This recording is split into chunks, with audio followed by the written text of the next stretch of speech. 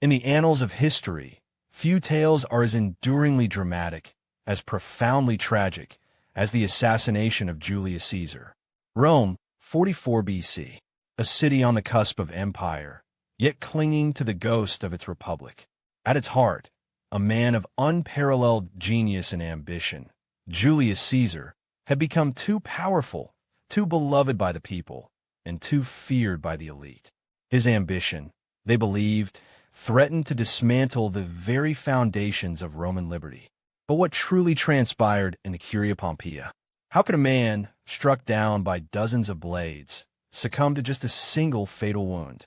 By 44 BC, Gaius Julius Caesar stood as the undisputed master of Rome.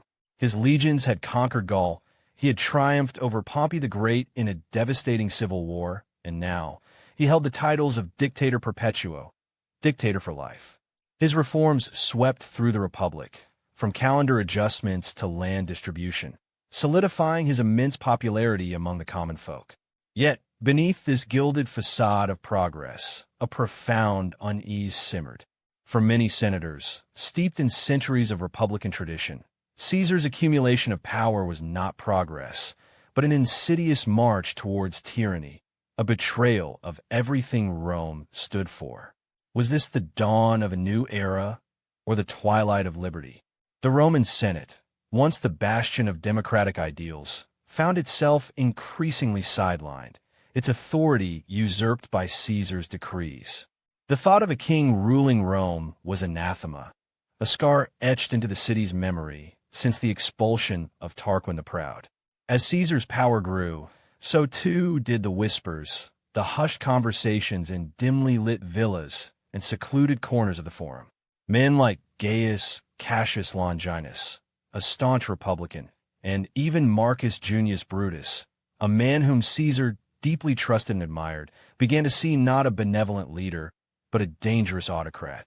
Could Rome survive if one man wielded such absolute authority? The answer, for some, was a desperate, terrifying no. As the Ides of March, the 15th day of the month, drew near, an unsettling premonition seemed to grip Rome. Portents of ill fortune abounded. Caesar's wife, Calpurnia, dreamt vividly of her husband's murder, pleading with him to stay home. A soothsayer, Spurina, famously warned Caesar to beware the Ides of March. On the very morning of the assassination, as Caesar made his way to the Senate, a scroll containing a warning about the plot was thrust into his hand, but he dismissed it, postponing its reading until later. Was it arrogance, fatalism, or simply a belief in his own invincibility that sealed his fate? The stage was set and destiny beckoned. On that fateful morning, March 15th, 44 BC, Caesar proceeded towards the Curia Pompeia, the temporary Senate house adjacent to Pompey's theater. He was delayed by various petitions, by public appearances, by the very throngs who adored him. Each moment of delay, each greeting, each ignored warning, was a thread in the loom of his inescapable doom. The conspirators, hidden amongst the other senators, watched with bated breath, their hearts pounding in their chests. The air in Rome, usually vibrant and bustling, must have been thick with an unspoken tension, an electric charge that preceded the storm. Little did Caesar know his path to the Senate was a final, unwitting procession towards his own tragic end. The chosen venue for Caesar's assassination was laden with potent symbolism, the Curia Pompeia. It stood beside a colossal statue of Pompey the Great, Caesar's former ally turned rival, whom Caesar had ultimately defeated and whose death had solidified his own power. To strike Caesar down at the feet of Pompey's statue was a deliberate, theatrical gesture, a stark reminder of the Republic's former champion. The conspirators gathered, daggers concealed beneath their togas, their resolve hardened by collective hatred and fear. As Caesar entered, perhaps a faint smile played on his lips, unaware of the grim tableau unfolding around him. The very air must have crackled with unspoken animosity, a palpable silence before the storm. As Caesar took his seat, the conspirators initiated their deadly plan. Tullius Cimber approached, ostensibly to plead for his exiled brother's return, distracting Caesar.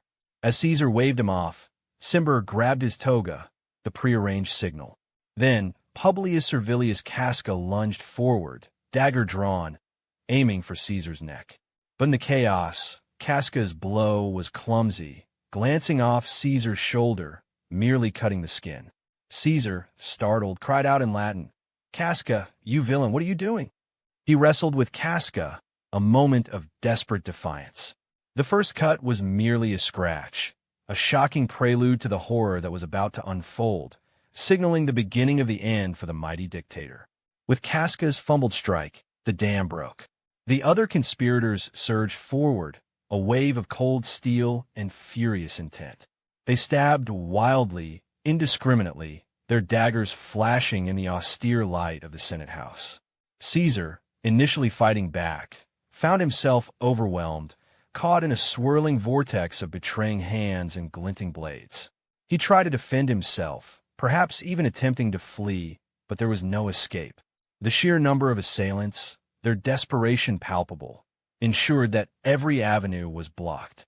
It was not a duel, but a brutal, frenzied execution, a torrent of vengeance against a man deemed too powerful, too dangerous for Rome to endure. Amidst the maelstrom of daggers, as Caesar fought for his life, his gaze fell upon Marcus Brutus, his friend, his protege, perhaps even his illegitimate son. Legend holds that in that agonizing moment, Caesar uttered the immortal words, "Et tu, Brute? You too, Brutus?" Whether the exact words were spoken or merely implied, the sight of Brutus among his murderers was the final, devastating blow to Caesar's spirit. At that point, all will to resist left him. He pulled his toga over his head, accepting his fate, choosing to die with dignity. The realization that even Brutus, the embodiment of honor, had turned against him transformed a physical assault into an ultimate spiritual crushing. Ancient historians recorded that Caesar suffered 23 stab wounds. Yet, amidst this gruesome multitude, forensic analysis, even from antiquity, suggests that only one was truly fatal. According to the physician Antistius, who examined the body, it was a single blow to the chest, penetrating the heart, that extinguished the great general's life. The other wounds, while numerous and painful, were not immediately mortal. This single, precise strike, perhaps delivered by a hand more skilled or desperate than the rest, was the one that delivered finality. It underscores the chaotic nature of the attack, where many sought to strike, but only one, whether by accident or grim precision, delivered death's final kiss.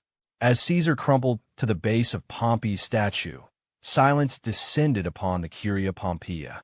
The conspirators, drenched in blood, their daggers still clutched, stood momentarily stunned by their own audacious act.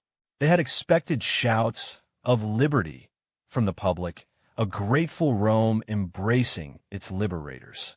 Instead, a profound fear gripped the city. The other senators, not privy to the plot, fled in terror. Caesar's body lay alone for hours, a stark, bloody testament to political violence, his blood pooling at the feet of his old rival. The conspirators, marching into the forum brandishing their bloody daggers and crying freedom, met not jubilation but horrified silence, their noble intentions misunderstood, their vision for Rome tragically miscalculated. The conspirators believed they had saved the Roman Republic. In reality, they had merely plunged it into a new, bloodier cycle of civil war. Mark Antony, Caesar's loyal second-in-command, masterfully turned public sentiment against the liberators with his impassioned funeral oration. The ensuing power vacuum was eventually filled by Octavian, Caesar's adopted heir, who, through a series of ruthless political maneuvers and military victories, would become Augustus, the first Roman emperor. The assassination of Caesar did not restore the Republic.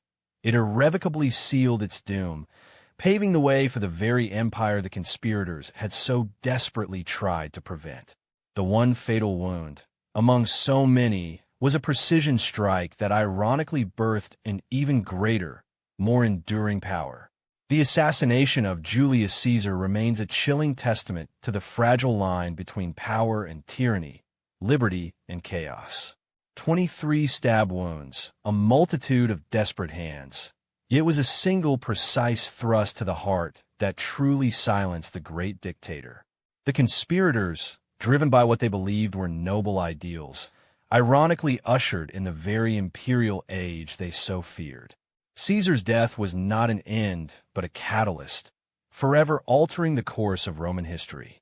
His story, riddled with betrayal, prophecy, and the stark reality of human ambition, continues to echo through the ages, reminding us that even the most powerful fall, often by the hands of those they trust the most.